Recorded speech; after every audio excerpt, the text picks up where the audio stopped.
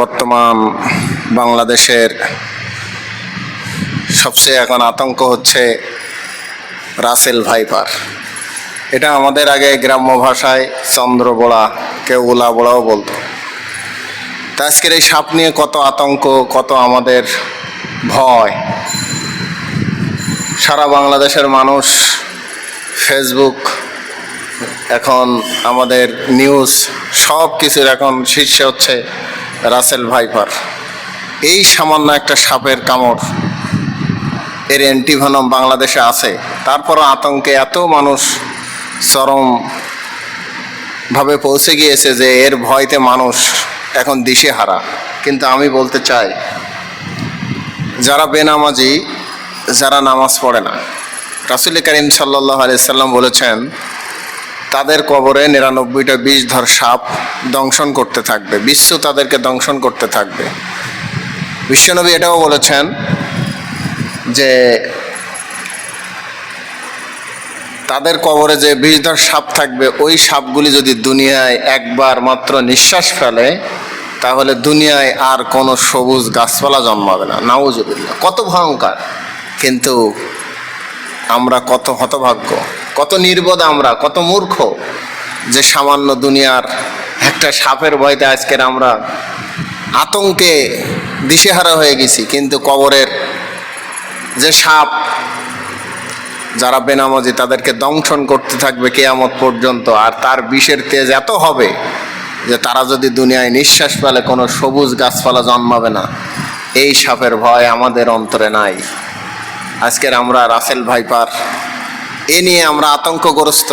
আপনাদেরকে আমি বলতে চাই, এটা দুনিয়ার সাপ, কবরের যে সাপ, এই সাপের বিষের কাছে তার সাপ কোটি কোটি গুণ বেশি শক্তিশালী। কিয়ামত পর্যন্ত এই সাপ দংশন করবে। এই কারণে আসুন আমরা অন্তত দৈনিক ৫ ওয়াক্ত নামাজ পড়ি, ঈমান নিয়ে আমরা যেন কবরে যেতে পারি। আল্লাহ তাআলা বলেছেন, ইয়া আইয়ুহাল্লাযীনা আমানুত্তাকুল্লাহ হাক্কা তুকাতিহি ওয়া লা তামুতুন্না ইল্লা ওয়া আনতুম মুসলিমুন। হে ঈমানদারগণ, তোমরা যারা ঈমান এনেছো, শোনো, তোমরা আল্লাহকে ভয় করো ঠিক ভয় করার মতো। ওয়া লা তামুতুন্না, তোমরা মৃত্যুবরণ করো না, ওয়া আনতুম মুসলিমুন, যতক্ষণ না তোমরা মুসলমান হচ্ছ। অতএব আল্লাহ যেন আমাদেরকে মুসলমান হিসাবে মৃত্যুবরণ করান, আমরা যেন মুসলমান হয়ে মরতে পারি। আল্লাহ আমাদেরকে সে তৌফিক দান করেন, বলেন আমিন। সম্মানিত হাজিরিন, রাসেল ভাইপার এটা হচ্ছে পৃথিবীর ৪ নম্বর বিষাক্ত সাপ। বাংলাদেশে যতগুলি বিষধর সাপ আছে তার ভিতর থেকে এর স্থান প্রথম। এর বিষের তীব্রতা অনেক বেশি। আমরা সবাই আতঙ্কিত না হই, আমরা কিছু বিষয় আমরা যদি মেনে চলতে পারি, যেমন বাড়ির পাশের ঝোপঝাড়গুলো, আমরা যেগুলো বাগান আছে, ঝোপঝাড় আছে, এগুলো আমরা পরিষ্কার রাখবো। বাড়ির ঘরের ভেতরগুলো আমরা পরিষ্কার রাখবো। ইঁদুরের উপদ্রব যেগুলো আছে যেখানে, সেই ইঁদুরগুলোকে আমরা উপদ্রব থেকে বাঁচার জন্য যে বিষয়গুলো আমাদের মেনে চলা দরকার, সে বিষয়গুলো আমরা মানব। ইঁদুর যদি না থাকে, রাসেল ভাইপার সে ঘরে ঢুকবে না, সে কৃষি ক্ষেতে ঢুকবে না। এটা যদিও বিষাক্ত, তারপরও কিন্তু কৃষি ক্ষেতের জন্য এই সাপটা অনেক উপকারী। আর এই রাসেল ভাইপার কামড়ানোর পরে আমরা কোনো ওঝার কাছে না যেয়ে আমরা সরাসরি হাসপাতালে যাব। বাংলাদেশের গভর্নমেন্ট অ্যান্টিভেনম মজুদ করেছে প্রত্যেকটা হাসপাতালে, আমরা সেখানে রুগীকে দ্রুত নিয়ে যাব। তাহলে অবশ্যই হয়তোবা আল্লাহ রাব্বুল আলামিনের মেহেরবানিতে রুগী সুস্থ হয়ে উঠবেন।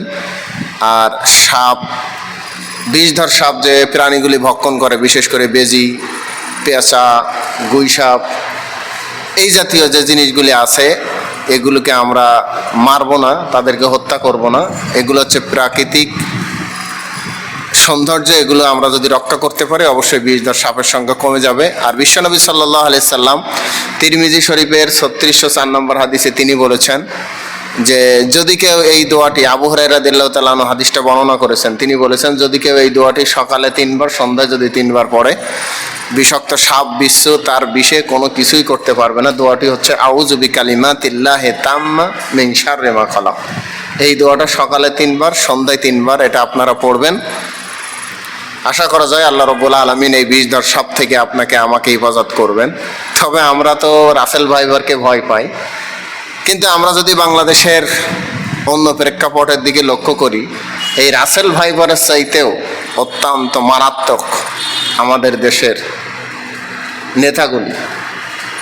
আজকের বেনজিরের দিকে তাকান, আজকের আজিজের দিকে তাকান, মহিউদ্দিনের দিকে তাকান। আজকের ছাগল কাণ্ডে কিনা হয়ে গেল বাংলাদেশে। 1 লক্ষ টাকার ছাগল 15 লক্ষ 14 লক্ষ টাকা, বেতন পায় 50,000 60,000, কিন্তু একটা কুরবানির ছাগল কিনছে 16 লাখ, গরু কিনছে 20 লাখ 25 লাখ। এগুলো সব অবৈধ পথের ইনকাম। এরা হচ্ছে সাপে দংশন করলে রাসেল ভাইপার দংশন, তার পাশে আক্রমণ করলে সে কামড়াবে, তার পাশে গেলে কামড়াবে। কিন্তু আমরা যে সকল ব্যক্তিকে আমরা নেতা বানিয়েছি, নেতৃত্বের আসনে বসিয়েছি, তারা রাসেল ভাইপারের চাইতেও মারাত্মক ক্ষতিকর আমাদের সমাজের জন্য, ইসলামের জন্য। আমরা এদেরকে বয়কট করি। আল্লাহ তাআলা আমাদের ইসলামের সঠিক বুঝ দান করুক। আতঙ্কিত না হয়ে আমরা কিছু পন্থা অবলম্বন করি। অবশ্যই রাসেল ভাইপার থেকে আল্লাহ আমাদেরকে হেফাজত করবেন। আমিন। আসসালামু আলাইকুম ওয়া রাহমাতুল্লাহ।